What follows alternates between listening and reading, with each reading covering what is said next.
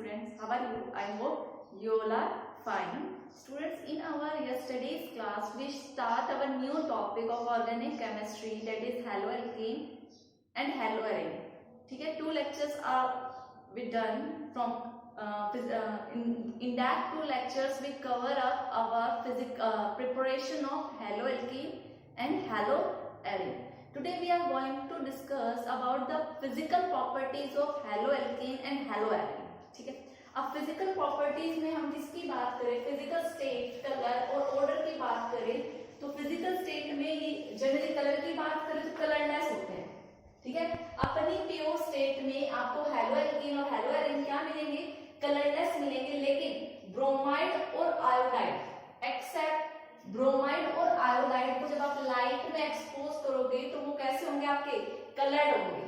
ठीक है, बाकी सारे हलोएल्केन प्योर स्टेट में क्या होते हैं, कलरलेस होते हैं. लेकिन ब्रोमाइड और आयोडाइड को अगर आप सनलाइट में एक्सपोज करेंगे, लाइट में एक्सपोज करेंगे तो वो कलर देंगे. ठीक है, और जनरली आपके जो भी ये वोलेटाइल जो कंपाउंड होंगे, ठीक है, ऐसे हलोएल्केन या हलोएरिन जो क्या वोलेटाइल सब्सटेंस मींस जो इजीली इवेपोरेट हो जाए, उनमें क्या होगी, ज्यादातर स्मेल होगी. मींस उनमें जो ऑर्डर की बात करें वैसे नॉन वोलेटाइल सब्सटेंस में तो कोई स्मेल नहीं होगी, लेकिन जो वोलेटाइल होंगे उनकी एक पर्टिकुलर स्मेल होगी.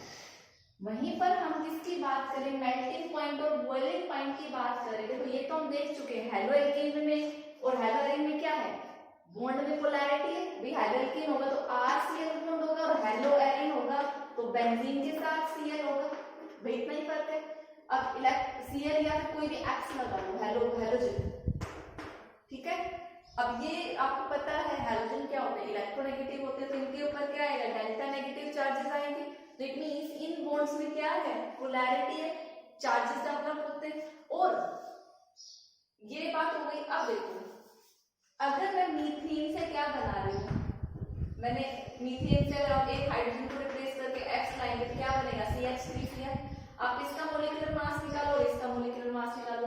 हमने एक हाइड्रोजन को रिप्लेस करके क्या लेके आए, हैलोजन लाए. हैलोजन का मास क्या होता है, ज्यादा होता है. तो हमेशा इनका मोलिकुलर मास क्या आएगा, ज्यादा आएगा as compare to their parent atom. ये मीथेन से बना क्लोरोमीथेन तो इसका मोलिकुलर मास कम होगा और हलोएल्केन इसका मास क्या होगा, ज्यादा होगा. तो देखो, एक तो इनके बॉन्ड में क्या है, पोलैरिटी है, और दूसरा इनका मोलिकुलर मास क्या है, ज्यादा है as compare to their hydrocarbon जिससे वो मिलकर बने. इन्हीं दोनों रीजंस की वजह से इनमें क्या होता है, strong intermolecular force of attraction होता है. इसी की वजह से इनका बॉइलिंग पॉइंट क्या होता है, मींस जो क्राइटेरिया वही देखेंगे, बॉइलिंग पॉइंट कम होगा या ज्यादा होगा. ठीक है, तो मैं बहुत सारे एग्जांपल डिस्कस करने वाली हूँ कि ऑर्डर क्या होगा, मेल्टिंग का या फिर बॉइलिंग पॉइंट का, पहले होता हूँ. तो स्टूडेंट्स देखो, मैंने कुछ एग्जांपल्स लिखे हैं. हमें ये देखना है कि किसका बॉइलिंग पॉइंट ज्यादा है, किसका बॉइलिंग पॉइंट कम. देखो, हमें क्या देखना है, आपको पता है जो भी हैलोजन्स होते हैं उनके बॉन्ड में पोलैरिटी होती है और पोलैरिटी के साथ हैलोजन का जो मोलिकुलर मास जैसे जैसे इंक्रीज करेगा वैसे वैसे बॉइलिंग पॉइंट इंक्रीज करेगा. तो देखो, पहला एग्जांपल अगर हम देखें तो number of carbon atom means carbon chain के नंबर ऑफ एटम तो सेम है. वेरी क्या कर रहे हैं, पहले हाइड्रोजन है, एक एक हाइड्रोजन को रिप्लेस कर दिया हाइड्रोजन से. और हाइड्रोजन को आपको पता है फ्लोरीन कम मोलिकुलर मास का है, क्लोरीन उससे ज्यादा, ब्रोमीन उससे ज्यादा, आयोडीन इससे ज्यादा. तो आप बोल सकते हो जब आप इधर से इधर जा रहे हो तो बताओ मोलिकुलर मास आप कैलकुलेट भी कर सकते हो. मोलिकुलर मास क्या करेगा, इंक्रीज करेगा. और मोलिकुलर मास इंक्रीज करेगा तो फोर्स ऑफ अट्रैक्शन भी इंक्रीज करेगा. फोर्स ऑफ अट्रैक्शन इंक्रीज हुआ तो बॉइलिंग पॉइंट क्या होगा, ज्यादा होगा. मींस सबसे ज्यादा बॉइलिंग पॉइंट इसका, फिर इसका. तो आपका ऑर्डर हो गया ये वाला.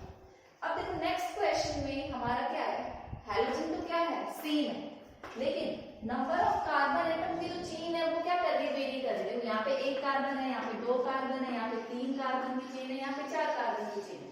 मींस जब आप हैलोजन सेम है, इस बार जो मोलिकुलर मास बढ़ रहा है वो चेन की वजह से बढ़ रहा है. तो इधर से इधर क्या हो रहा है, भाई सेम मोलिकुलर मास इंक्रीज हो रहा है, वनडर वाल फोर्स ऑफ अट्रैक्शन बढ़ेंगे जिससे बॉइलिंग पॉइंट बढ़ेगा. तो अब देखो, स्ट्रेट चेन है. ठीक है, तो ये ऑर्डर हो गया. अब देखो, नेक्स्ट वाले में क्या है, हैलोजन भी सेम है और कार्बन चेन का नंबर भी क्या है, सेम है. देखो, पहले वाले केस में हैलोजन डिफरेंट थे, सेकंड वाले में कार्बन चेन का जो नंबर है वो डिफरेंट था. अब इसमें हैलोजन भी सेम है और आपका कार्बन चेन भी सेम है, सब में 4-4 कार्बन एटम और सब में क्या है, क्लोरीन है। ये दोनों, ये सारे का एक दूसरे के आइसोमर्स हैं, same molecular formula but different structural formula. तो देखो सबसे पहले आप देखोगे ये क्या है, स्ट्रेट चेन है, और आप जब इधर जा रहे हो देखो एक ब्रांचिंग हो गई, फिर इधर हो गई और फिर ये ब्रांचिंग, मीन जब आप उधर से इधर आ रहे हो तो ब्रांचिंग क्या कर रही है, या इसको हटा सकते हो, यहाँ पे एक भी ब्रांचिंग नहीं है, यहाँ दो, एक ब्रांच निकली और यहाँ पे क्या निकली, 2 ब्रांच निकली, ठीक है। अब वहां से वहां क्या हो रही है, इधर से इधर ब्रांचिंग इंक्रीज हो रही है। और आपने क्लास 11th में भी पढ़ा था, जैसे जैसे ब्रांचिंग इंक्रीज होती है, ब्रांचिंग इंक्रीज होने से सरफेस एरिया क्या हो जाता है, डिक्रीज, सरफेस एरिया क्या कर गया, डिक्रीज कर गया। और सरफेस एरिया का डिक्रीज कर गया मतलब एरिया ऑफ कॉन्टैक्ट डिक्रीज हो गया, और एरिया ऑफ कॉन्टैक्ट डिक्रीज हो गया तो इसका मतलब क्या है, बॉइलिंग पॉइंट डिक्रीज। देखो भाई एक तो देखो इन दोनों का इतना एरिया है और एक ऐसे एरिया, ठीक है। मैं सरफेस एरिया की बात कर रही हूँ, इसमें एरिया ऑफ कॉन्टैक्ट कितना बड़ा है, ब्रांचिंग से एरिया क्या हो गया, छोटा हो गया, ठीक है। अब जब छोटा हो गया तो यहाँ पे फोर्स ऑफ अट्रैक्शन इतना एरिया में काम करते हैं, यहाँ कितने में काम करेंगे, इतने में। तो इस जिसका सरफेस एरिया ज्यादा होता है उसमें स्ट्रॉन्ग फोर्स ऑफ अट्रैक्शन होता है। सबसे ज्यादा सरफेस एरिया किसका है, इसका, और कम किसका है, इसका। तो बॉइलिंग पॉइंट किसका ज्यादा होगा, इसका, फिर इसका, फिर इसका। वेरी इंपॉर्टेंट क्वेश्चन, काफी बार एग्जाम में पूछा गया है, आपको हमेशा याद रखना है। ब्रांचिंग इंक्रीज होने से surface area decrease, hence boiling point decrease. Note down. Students कुछ और एग्जांपल देखते हैं बॉइलिंग पॉइंट से रिलेटेड। अब देखो यहाँ पे क्या वेरी कर रहा है, नंबर ऑफ हैलोजेंस वेरी कर रहे हैं। आपको पता है एक हाइड्रोजन के कंपैरिजन में अगर आप क्लोरीन हाइड्रोजन ज्यादा वेट का लाओगे तो मॉलिक्यूलर मास क्या करेगा, इंक्रीज करेगा। तो सेम वही पैटर्न, जब आप यहाँ से यहाँ जा रहे हो मॉलिक्यूलर मास क्या कर रहा है, इंक्रीज कर रहा है, जिससे फोर्स ऑफ अट्रैक्शन बढ़े हैं तो बॉइलिंग पॉइंट बढ़ा है। तो ऑर्डर क्या हो जाएगा आपका, दिस वन, ठीक है। अब देखो ये वाला केस सेम हम पहले डिस्कस कर चुके हैं, किसके लिए, हेलो एल्केन्स के लिए। ये हेलो एलिन्स का दे दिया, देखो इसमें जो हेलो एलिन जो आपका बेंजीन है वो तो फिक्स है, यहाँ पे हाइड्रोजन था, हाइड्रोजन के बाद chlorine, chlorine, bromine, iodine replace किए गए हैं। तो यहाँ से यहाँ पे मॉलिक्यूलर मास क्या हुआ, बढ़ा हुआ, ठीक है। तो फोर्स ऑफ अट्रैक्शन बढ़े, फोर्स ऑफ अट्रैक्शन बढ़े तो बॉइलिंग पॉइंट बढ़ा है। तो ये ऊपर भी क्या हो जाएगा, सेम ऐसा, ठीक है। ये वाला हम ऑलरेडी डिस्कस कर चुके हैं। तो स्टूडेंट ये इससे रिलेटेड बॉइलिंग पॉइंट के ट्रेंड या मेल्टिंग पॉइंट के ट्रेंड से 1 मार्क का क्वेश्चन हर बार पूछा जाता है। बहुत सिंपल से आंसर देना होता है, तो आपको बस याद रखना है कि क्या कैसे मॉलिक्यूलर मास इंक्रीज कर रहा है, कैसे फोर्स ऑफ अट्रैक्शन बढ़ रहे हैं। पहले आप इसको नोट डाउन करो। स्टूडेंट्स अब हम बात करें आइसोमेरिक डाइहेलोबेंजीन की। मींस आपने ये ऑर्थो मेटा पैरा पोजीशन तो पढ़े होंगे। ये सारे क्या isomer, same molecular formula but different structural arrangement है, ठीक है। ये ऑर्थो पोजीशन है, ये मेटा, ये वाली मेटा पोजीशन है, पैरा पोजीशन। जब ऐसे केस में देखते हो तो बॉइलिंग पॉइंट में कोई ज्यादा ट्रेंड नजर नहीं आता, ये क्या होता है, नियरली सेम होता है, नियरली सेम, ठीक है। लेकिन मेल्टिंग पॉइंट में बहुत ज्यादा चेंज आता है। इसका देखो 256 है, 249 है, 323 है। तो जो सबसे स्टेबल फॉर्म मानी जाती है वो कौन सी मानी जाती है, आपकी पैरा पोजीशन। तो ये क्या होता है, मोस्ट स्टेबल। अब मोस्ट स्टेबल है तो इसका मेल्टिंग पॉइंट क्या होता है, ज्यादा, लेकिन बॉइलिंग पॉइंट के ट्रेंड में आपको ज्यादा वेरिएशंस नजर नहीं आएंगे। तो इसके लिए आपको मेल्टिंग पॉइंट का ट्रेंड याद रखना है कि पैरा पोजीशन का melting point as compare to ortho और मेटा ज्यादा होता है। नोट। स्टूडेंट्स अब नेक्स्ट प्रॉपर्टी की बात करते हैं, डाइपोल मोमेंट, जो कि क्या होता है, म्यू, म्यू क्या होता है आपका चार्ज इनटू में डिस्टेंस, ठीक है। अब बात करूंगा हेलो एल्केन की। चैप्टर के स्टार्टिंग में मैं आपको ये डाइपोल मोमेंट की प्रॉपर्टी हेलो एल्केन के लिए तो समझा चुकी हूँ। जो हमने देखा था कि ट्रेंड होना चाहिए, इसका डाइपोल मोमेंट ज्यादा होना चाहिए, फिर क्लोरीन का, फिर ब्रोमीन का, एंड देन आयोडीन का सबसे कम। क्यों, क्योंकि इलेक्ट्रोनेगेटिविटी डिक्रीज कर रही है तो बॉन्ड पोलैरिटी डिक्रीज करेगी, मतलब चार्ज सेपरेशन ज्यादा नहीं है।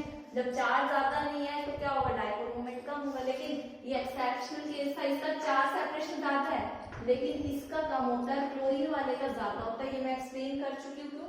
क्यों, चार्ज सेपरेशन तो ज्यादा है लेकिन बॉन्ड लेंथ क्या है, कम है। तो दोनों का जो प्रोडक्ट है वो इसके कंपैरिजन में कम आता है, इसलिए, ठीक है। अब मैं बात करूं हेलो एरिन की, हेलो एरिन के डाइपोल मोमेंट की। मैं एग्जांपल ले रही हूँ, ये देखो ये बेंजीन, ये कौन सी पोजीशन है, जब दो ग्रुप आपस में एक दूसरे के अपोजिट होते हैं कौन सी पोजीशन होती है, ये आपकी पैरा पोजीशन होती है, ठीक है। अब पैरा पोजीशन में देखो इनके ऊपर कैसा चार्ज है, स्लाइटली नेगेटिव, तो इस पे पॉजिटिव होगा, तो डाइपोल मोमेंट की डायरेक्शन पॉजिटिव से किधर होती है, नेगेटिव, इससे किधर है, इधर है, दोनों और सेम है, एक दूसरे को क्या कर रहे हैं, कैंसिल आउट कर रहे हैं, तो म्यू की वैल्यू क्या होगी, 0 होगी। तो पैरा वाले में डाइपोल मोमेंट क्या होता है, 0। अब बात करें ऑर्थो की और मेटा की,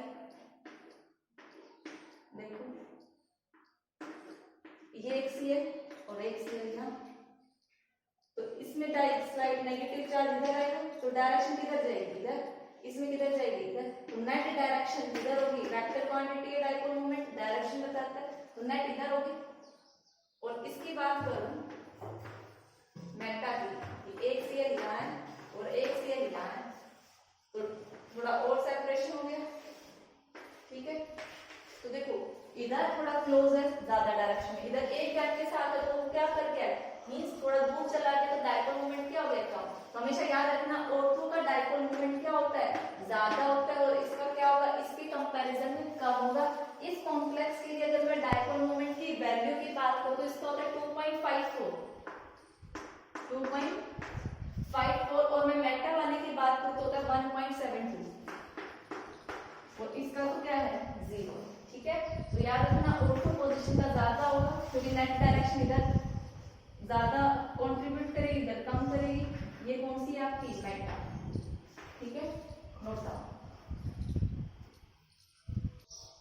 स्टूडेंट्स अब अगर हम बात करें सॉल्युबिलिटी की कि किसमें सॉल्युबल होते हैं, देखो अभी तक हम ये मान के आए कि लाइट डिसॉल्व लाइट का कंसेप्ट है, पोलर मॉलिक्यूल पोलर में सॉल्युबल होगा, नॉन पोलर में होगा। हम हैलो एरिन की बात करें तो बॉन्ड्स में क्या है, पोलैरिटी है, इट मींस कि हैलो, अब देखो वाटर भी क्या है आपका, पोलर सॉल्वेंट है, तो इट मींस ये सॉल्युबल होने चाहिए किसमें, वाटर में। But halo alkene and halo Erin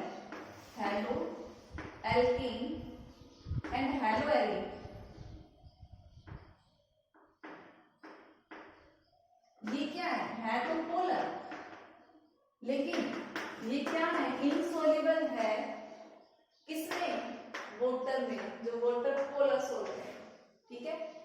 देखो इनसॉल्युबल होने का रीजन एक है कि ऑलरेडी इनके बीच में फोर्स ऑफ अट्रैक्शन एग्जिस्ट करेगा, हाइड्रोजन है, कुछ में हाइड्रोजन बॉन्डिंग वगैरह एग्जिस्ट करेगी, पोलर मॉलिक्यूल है, ठीक है।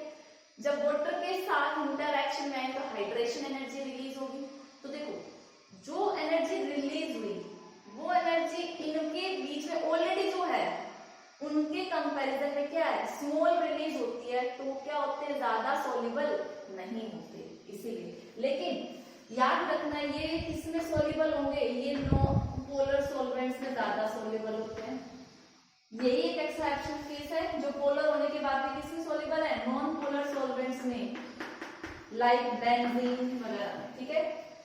आप बेंजीन बोल सकते हो, ईथर बोल सकते हो, कार्बन टेट्राक्लोराइड बोल सकते हो, जैसे CCl4, C6H6 बेंजीन, ईथर, ये सारे क्या है, नॉन पोलर सॉल्वेंट्स, ठीक है, नोट डाउन।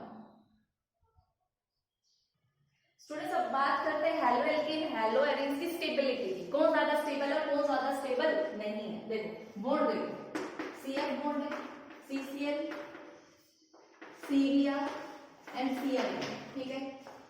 तो जब आप यहां से यहां जा रहे हो तो आपको पता है आयोडीन हैलोजन्स का साइज इंक्रीज कर रहा है, इट मींस क्या इंक्रीज कर रही है, आपकी बॉन्ड लेंथ क्या कर रही है, इंक्रीज कर रही है।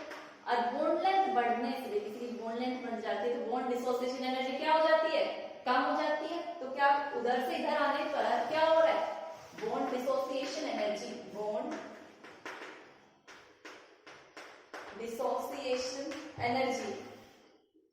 क्या कर दी भाई, डिक्रीज कर दी, ठीक है। बॉन्ड डिसोसिएशन डिक्रीज होने से क्या हो गया, ये इजीली टूट जाएगा, ये इजीली टूट गया बॉन्ड, तो क्या ये स्टेबल है, नहीं है। तो इट मींस उधर से उधर बॉन्ड डिसोसिएशन एनर्जी कम होने से स्टेबिलिटी क्या हो गई है, कम हो गई है।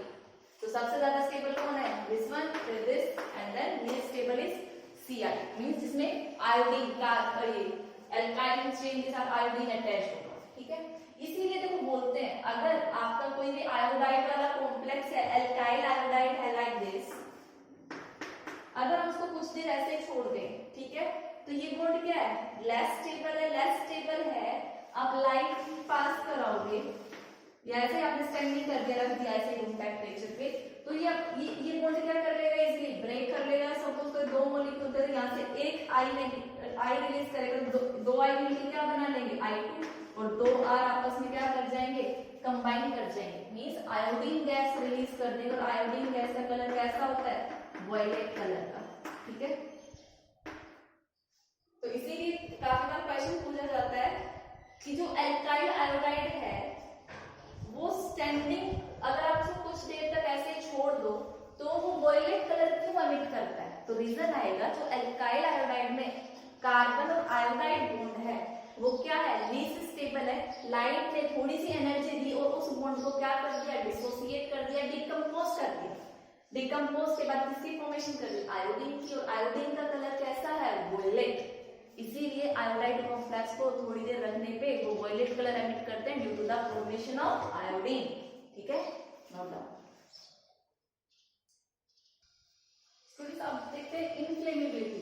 जो आपके हैलोजन कंपाउंड है, कोई भी आपका एल्काइल हैलाइड हो, एलाइल हैलाइड हो, लेस इनफ्लेमेबल होते हैं उनके कोरस्पॉन्डिंग हाइड्रोकार्बन, ठीक है, मींस ज्यादा फायर इफेक्ट नहीं करते। ये क्या है, गुड सॉल्वेंट है। और इवन जो कार्बन टेट्राक्लोराइड है वो तो फायर एक्सटिंग्विशर में यूज किया जाता है as the name of pyrene, ठीक है। तो this is all about the physical properties of haloalkane and haloarene. Now we are going to discuss about the chemical properties of haloalkane and haloarine. अब जो ये chemical properties है बेटा वो काफी इंटरेस्टिंग टॉपिक है, समझ में आएगा आपको, लेकिन थोड़ा सा ध्यान देके आपको सुनना है, ठीक है। आप पहले नोट डाउन करो। स्टूडेंट्स, केमिकल प्रॉपर्टीज की बात करें ऑफ हेलोएल्केन एंड हेलोएरिन तो तीन रिएक्शंस हमें पढ़ने हैं इस चैप्टर में। First one is nucleophilic substitution reaction. देखो हेलोएल्केन क्या है, RX है, RX के ऊपर क्या होता है, नेगेटिव चार्ज बोल सकते हो। तो ये किसकी तरह काम करता है, एज न्यूक्लियोफाइल है, मींस न्यूक्लियोफिलिक सब्स्टिट्यूशन मींस एक इसमें से न्यूक्लियोफाइल निकले और मींस इस न्यूक्लियोफाइल को कोई और न्यूक्लियोफाइल क्या करे, सब्स्टिट्यूट करे, मींस X निकल के X नेगेटिव निकले। X नेगेटिव क्या है, एक न्यूक्लियोफाइल है, मींस RX से X नेगेटिव निकला और एक न्यूक्लियोफाइल उसी की जगह आ गया, ठीक है, उसकी जगह आते हैं आप वो बाद में देखेंगे जगह की बात, लेकिन X निकलेगा और एक न्यू न्यूक्लियोफाइल आएगा। तो ये कौन सी हो गई, न्यूक्लियोफिलिक सब्स्टिट्यूशन रिएक्शन। एक न्यूक्लियोफाइल ने दूसरे न्यूक्लियोफाइल को क्या किया, सब्स्टिट्यूट किया, ठीक है। एलिमिनेशन रिएक्शन की बात करें, मींस इस RX से कुछ ना कुछ चीज क्या कर जाए, एलिमिनेट कर जाए, निकल जाए।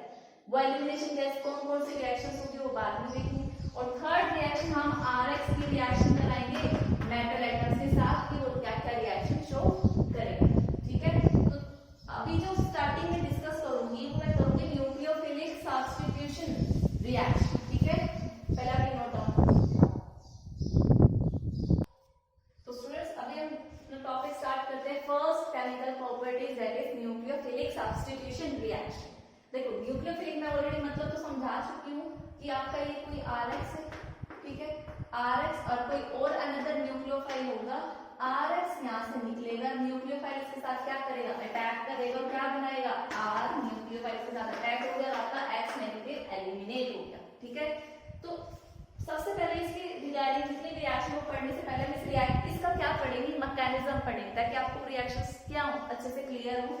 तो इसके मैकेनिज्म, दो मैकेनिज्म है, एक SN1 और एक है SN2, ठीक है। SN1 और SN2 mechanism nucleophilic substitution reaction के, हम इसको क्या बोलते हैं, S इंडिकेट करता है सब्स्टिट्यूशन, N इंडिकेट करता है न्यूक्लियोफिलिक और 1 इंडिकेट करता है unimolecular substitution, nucleophilic unimolecular reaction, और ये इंडिकेट करता है सब्स्टिट्यूशन न्यूक्लियोफिलिक बाइमोलिकुलर रिएक्शन। तो हम 1 बाय 1 दोनों मैकेनिज्म देखते हैं, फिर हम इसकी रिएक्शन डिस्कस करेंगे, ठीक है।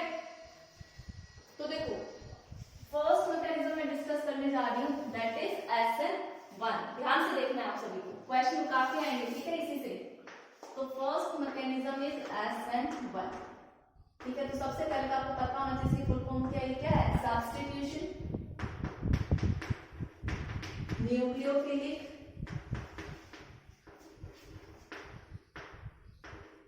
Unimolecular reaction, unimolecular reaction. ठीक है बेटा, SN1 में क्या होता है, जो रेट डिटरमिनिंग स्टेप है RDF, रेट डिटरमिनिंग स्टेप।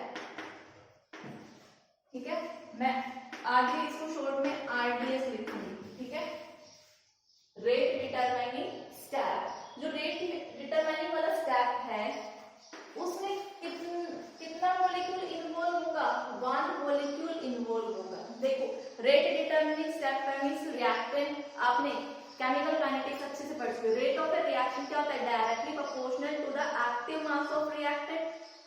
ठीक है, और उनकी स्टोइकियोमेट्रिक उनकी पावर में लगा देते हैं। और तो हमने देख लिया था कि ये आप बोल सकते क्राइटेरिया सही नहीं है, एक्सपेरिमेंटली डिटरमाइन होता है। ठीक है, बट यहाँ पे हम अपना वही क्राइटेरिया लेके चलेंगे। ठीक है, पुराने वाला ही।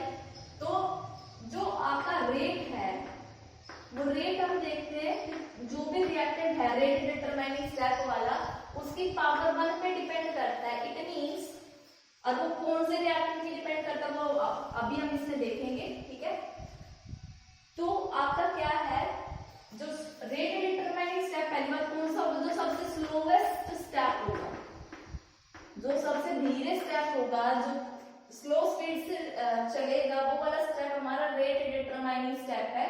उस स्टेप में हम देखेंगे कि रिएक्टेंट में कौन है, वही उसी रिएक्टेंट की कंसंट्रेशन पे क्या होगा, हमारा रेट डिपेंड करेगा। और हम कह रहे हैं कि उसमें कितने मॉलिक्यूल होंगे उस रिएक्टेंट में, 1। तो इट मींस ये वाली जो रिएक्शन है कौन से ऑर्डर की रिएक्शन होगी, फर्स्ट ऑर्डर की रिएक्शन होगी। ठीक है, तो देखो मैं मैकेनिज्म समझाती हूँ, जो 2 पॉइंट मैंने लिखे हैं कि आपको मैकेनिज्म से क्लियर हो जाएगा। ठीक है, तो अब देखो न्यूक्लियोफिलिक सब्स्टिट्यूशन समझाने के लिए मैं आपको एक एग्जांपल के थ्रू समझा रही हूँ, हाइड्रोलिसिस। हाइड्रो ये आपका एग्जांपल है, hydrolysis of alkyl halide, alkyl halide. Hydrolysis का मतलब वाटर। ठीक है, वाटर ऐड करा रहे आप एल्काइल हैलाइड मींस RX में। मैं पहले आपको जनरल रिएक्शन लिख के दे रही हूँ। यहाँ पे आपका H2O देखो H2O न्यूक्लियोफाइल, ये जो सॉल्वेंट है ये सॉल्वेंट की तरह भी काम कर रहा है। H2O में H पॉजिटिव और OH नेगेटिव होता है। वो OH नेगेटिव क्या है, न्यूक्लियोफाइल है, तो वो OH नेगेटिव क्या करेगा, और यहाँ पे ये H नेगेटिव न्यूक्लियोफाइल है। H2O सॉल्वेंट की तरह भी काम कर रहा है, न्यूक्लियोफाइल की तरह भी काम कर रहा है इस रिएक्शन में। ठीक है, और जब ये सॉल्वेंट की तरह काम कर रहा है, कैसा सॉल्वेंट है, पोलर प्रोटिक सॉल्वेंट है। भाई पोलर का मतलब पोल्स डेवलप होता है, पॉजिटिव नेगेटिव चार्जेस, और प्रोटिक का मतलब ये H+ भी देता है। ऐसा सॉल्वेंट जिसमें पोलर नेचर भी और H+ भी दे, वो क्या होता है, पोलर प्रोटिक सॉल्वेंट। तो ये कौन क्या बनाएगा, ये आपका ROH बनाएगा, और यहाँ से क्या निकल जाएगा, X नेगेटिव। ओवरऑल रिएक्शन ये है। अब हमें देखना है कि ROH बना कैसे, रेट डिटरमाइनिंग स्टेप क्या है, कौन से ऑर्डर की ये रिएक्शन है। ठीक है, तो मैं अभी इस रिएक्शन का मैकेनिज्म समझा रही हूँ, वो मैकेनिज्म कौन सा होगा, ऐसे हमने उसको SN1 क्यों बोला वो भी समझ में आ जाए। पहले आप मैकेनिज्म देखो,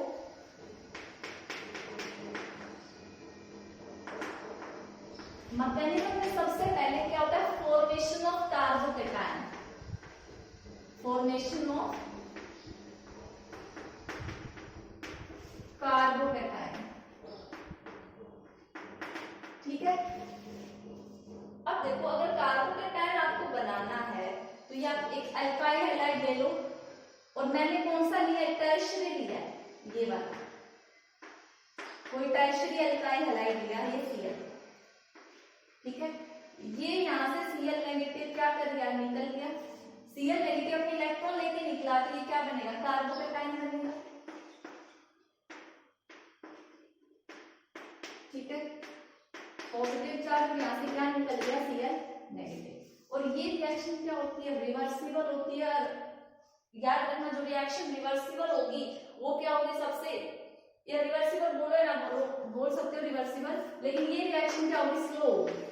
ठीक है, अब स्लो होगी तो ये क्या होगा, स्लो रिएक्शन जो होती है वो क्या होती है, रेट डिटरमाइनिंग रिएक्शन होती है, ये रेट डिटरमाइनिंग स्टेप है, ठीक है। अब रेट डिटरमाइनिंग स्टेप है तो इसके रिएक्टेंट में देखो कितना मॉलिक्यूल इन्वॉल्व कर रहा है, ये एक मॉलिक्यूल, और ये आपका क्या था, एल्काइल हैलाइड RX है, ये प्राइमरी हो सकता है, सेकेंडरी हो सकता है, टर्शियरी वो बाद की बात है, लेकिन ये क्या है, एल्काइल हैलाइड है। तो आप बोल सकते हो कि रेट हमारा सबसे स्लो स्टेप कौन सा है, फॉर्मेशन ऑफ कार्बोकैटायन, और इसी में formation of carbocation rate reactant की कंसंट्रेशन पे डिपेंड करता है, तो rate is directly proportional to the concentration of alkyl halide की पावर 1, यहाँ पे 1 रिएक्टेंट है, बैलेंस करोगे तो, ठीक है। स्टेप नंबर 1 सबको समझ में आया, ठीक है। अब देखो फॉर्मेशन ऑफ कार्बोकैटायन आप देख रहे हो और इसी पे डिपेंड कर रहा है आपका, तो आपको पता है क्लास 11 में आप पढ़ के आए हो कार्बोकैटायन की स्टेबिलिटी क्या होती है, टर्शियरी कार्बोकैटायन, ये कार्बोकैटायन इन स्टेबिलिटी की बात करो, टर्शियरी कार्बोकैटायन सबसे ज्यादा होता है, फिर सेकेंडरी, फिर प्राइमरी, फिर आपका मिथाइल, ठीक है, प्राइमरी तक लेके। तो इट मींस इस रिएक्शन को देखो ये स्टेबल बने तो वहां पे भी वही चाहिए, it means SN1 tertiary alkyl halide ज्यादा शो करेंगे, फिर सेकेंडरी और फिर primary, primary alkyl halide type जैसे ये हो CH3X, इसमें CH3 एक कार्बोकैटायन बनेगा, तो ये क्या होगा, स्टेबल नहीं होगा। लेकिन मैं टर्शियरी की बात करूं, इसमें टर्शियरी कार्बोकैटायन बन रहा है जो कि सबसे ज्यादा स्टेबल है, इट मींस SN1 रिएक्शन ज्यादातर कौन शो करते हैं, tertiary alkyl halide. I hope समझ में आया होगा। तो अभी तक तो हम स्टेप नंबर 1 पे, अब हम देखते हैं इसका स्टेप नंबर 2। स्टेप नंबर 2 क्या मैकेनिज्म था कि आपका देखो पुराने वाला न्यूक्लियोफाइल फर्स्ट स्टेप में तो निकल चुका है, अब क्या होगा, आपका अटैक करेगा न्यूक्लियोफाइल नए वाला, तो सेकेंड स्टेप क्या है आपका, attack of nucleophile, attack of nucleophile. और हम हाइड्रोलिसिस कर रहे थे तो यहाँ पे H2O में वो सॉल्वेंट की तरह काम नहीं कर रहा है, न्यूक्लियोफाइल की तरह भी काम कर रहा है, ठीक है। तो आपका क्या बन चुका है, कार्बोकैटायन बन चुका है, ठीक है। अब यहाँ पे कौन अटैक करेगा, आपका न्यूक्लियोफाइल। अब न्यूक्लियोफाइल में आपका वाटर है H2, तो H2 जो है इसके पास क्या है, लोन पेयर, ये इसके ऊपर लोन पेयर अपना देगा। अब ये अपना अगर लोन पेयर देगा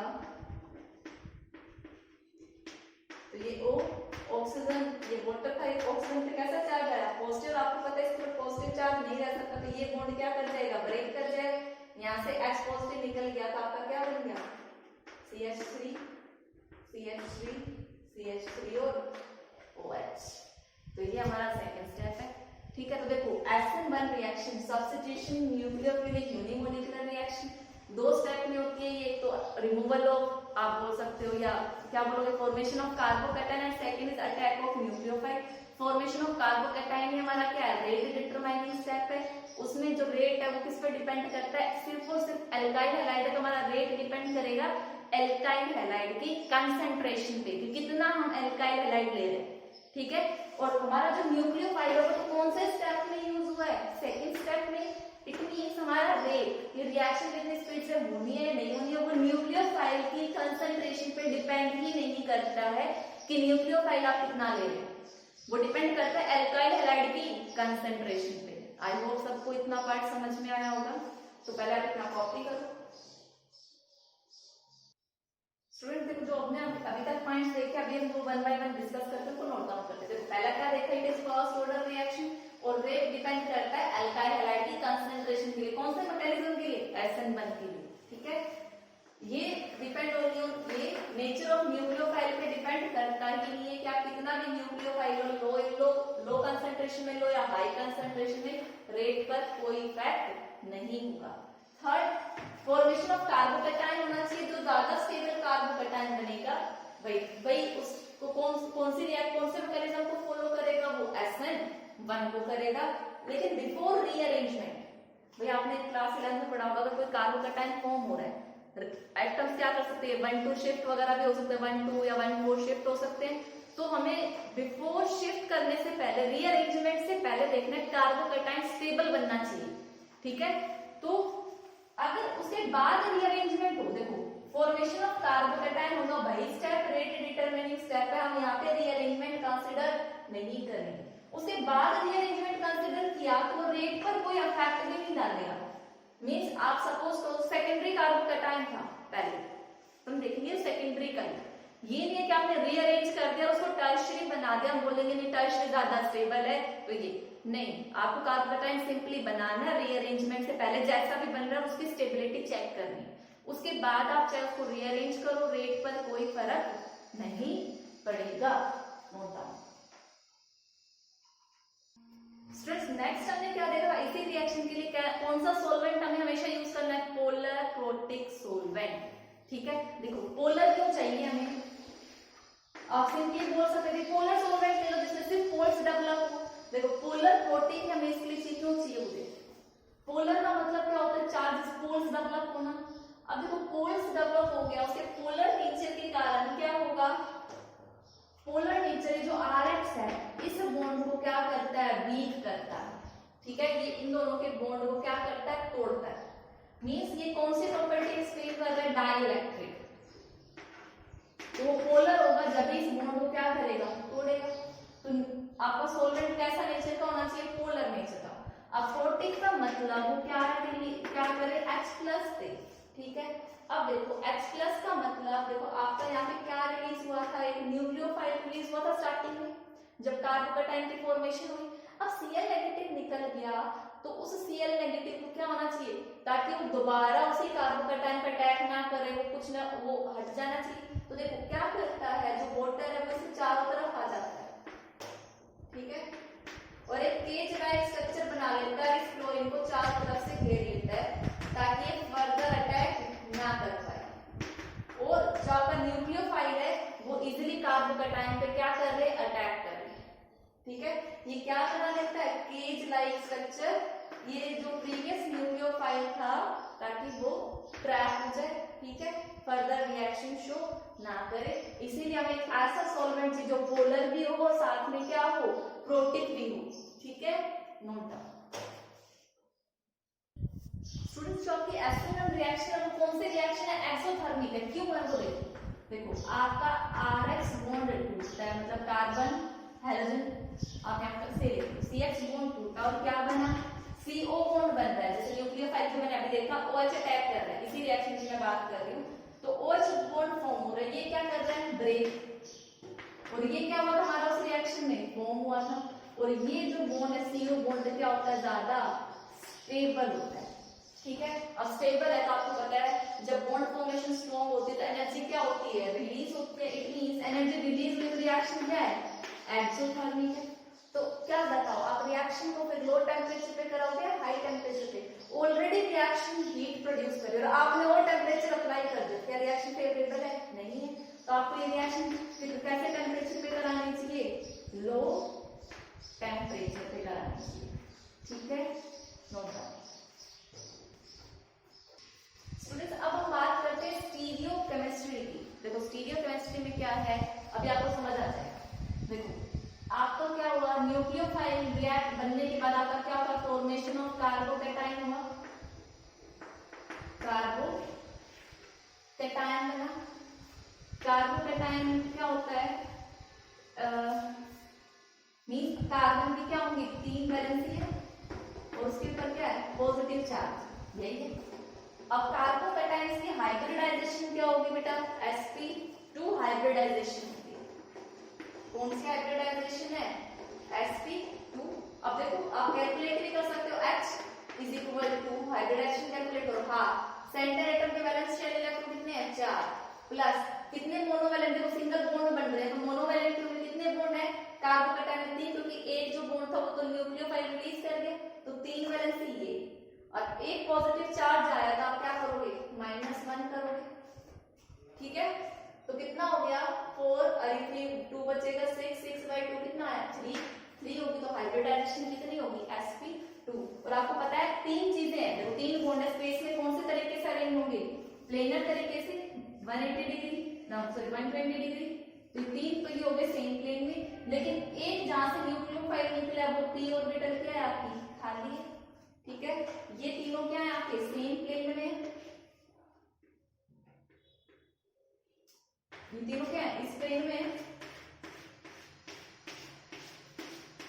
ये आपका कार्बोकेटाइन, सपोज तो Cl पहले Cl ने जो निकला, जो एग्जाम्पल में समझा के Cl ने यहाँ से निकला ऊपर की साइड से, उसने यहाँ से बॉन्ड बनाया था 4, जो टेट्राहेड्रल बना हुआ है, ठीक है। अब देखो, अब जो अटैक करेगा, अब आपका क्या अटैक करना है, न्यूक्लियोफाइल अटैक करना है इसके ऊपर कार्बोकेटाइन पे। अब देखो, क्या तो न्यूक्लियोफाइल उसी साइड से अटैक करे, उसी ऑर्बिटल पे अटैक करे जहां पे पहले न्यूक्लियोफाइल कनेक्ट करे, पहले न्यूक्लियोफाइल इसी डायरेक्शन में था, तो जो पहले अरेंजमेंट था वो हमारा क्या रिटेन है, ठीक है। या फिर आपका न्यूक्लियोफाइल कहां पे अटैक कर सकता है, रियर साइड से, नीचे से, ये भी खाली, ठीक है, 2 अटैक हो सकते हैं। तो यहाँ पे हमारा क्या हो रहा है, रिटेंशन। देखो इस कार्बन के चारों तरफ जो अरेंजमेंट थी अभी भी वो रिटेन है, तो उसको हम क्या बोलेंगे, रिटेंशन। और यहाँ पे क्या हो गई है, रिवर्स हो गई है, इनवर्स हो गई है, तो यहाँ पे क्या हुआ है हमारा इन्वर्जन, यहाँ पे क्या हुआ है इन्वर्जन। तो यहाँ पे तो सेम कॉन्फ़िगरेशन रहेगी, आपका कैसा बनेगा, न्यूक्लियोफाइल जहाँ पहले Cl था वहीं से आया, और यहाँ पे क्या आया है नीचे की तरफ से आया, तो ये रिटेंशन है, ये इन्वर्जन, ठीक है। यहाँ पे दोनों ही बनते हैं, वैसे देखा जाए दोनों बोले तो 50-50 बनते हैं अप्रोक्सीमेटली, बट अप्रोक्सीमेटली 50 नहीं होते, एक थोड़ा सा कम होता है, एक थोड़ा सा ज्यादा होता है। जो रिटेंशन है वो आपका लेस देन 50% बनता है, और ये ग्रेटर देन 50% बनता है। जनरली इसमें क्लास 12 लेवल पे यही बोल देते हैं कि ये भी 50% है और ये भी 50% है, रिटेंशन भी होगा इन्वर्जन भी होगा। और जहाँ पे रिटेंशन और इन्वर्जन दोनों प्रोडक्ट बने उसको हम क्या बोलते हैं, रेसिनिक मिक्सचर, ठीक है। यहाँ पे 50% रिटेंशन 50% इन्वर्जन, तो वो क्या होता है आपका रेसिनिक मिक्सचर। ये हम चैप्टर में डिटेल में पढ़ेंगे रेसिनिक मिक्सचर अभी क्या है, अभी जस्ट आप नाम याद रख सकते हो, ठीक है। बट 100% ये रेसिनिक मिक्सचर नहीं होता, ये आप थोड़ा सा अगर आप याद रखना चाहो तो रख लो, लेकिन क्लास 12 पे इतना इंपॉर्टेंट नहीं है, ठीक है। आप 100 भी मान सकते हो, बट जनरली 100% नहीं होता है, ठीक है। आपका सेम उसी साइड से न्यूक्लियोफाइल अटैक कर सकता है और अपोजिट साइड से अटैक कर सकता है, दोनों चांसेस होते हैं किसके, न्यूक्लियोफाइल के अटैक करने के, किसमें, SN1 में। लेकिन चांसेस की बात को तो हमेशा ज्यादा कौन बनेगा, इन्वर्जन, जो मैंने आपको बताया याद रख सकते हो। तो ये था आपका SN1 के बारे में। अभी हमारे पास क्या बचता है कि इसको कौन कौन से फैक्टर अफेक्ट करते हैं, ठीक है। तो पहले आप इतना नोट डाउन कर लो।